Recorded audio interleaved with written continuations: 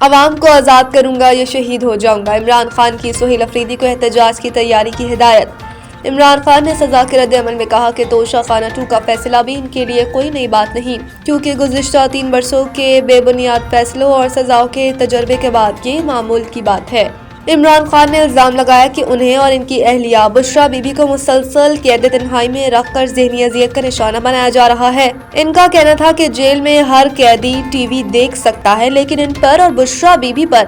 T V دیکھنے تک کی پابندی عائد کی گئی ہے، جبکہ ان کے خاندان کی جانب سے بھیجی گئی کتابیں جیل حکام نے روک لی ہیں۔ عمران خان نے اڈیالہ جیل کے باہر اپنی بہنوں اور دیگر خواتین کے ساتھ ہونے والے بدسلوکی اور ظلم پر شدید دکھ اور افسوس کا اظہار کیا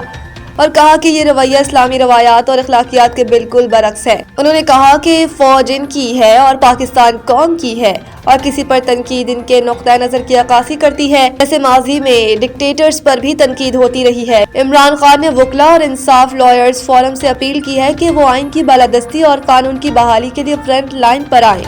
انہوں نے کہا کہ انہیں سلمان صفدر اور ان کی ٹیم پر اعتماد ہے اور وہ بوگس فیصلوں کے خلاف اسلام آباد ہائی کورٹ میں اپیل کریں گے۔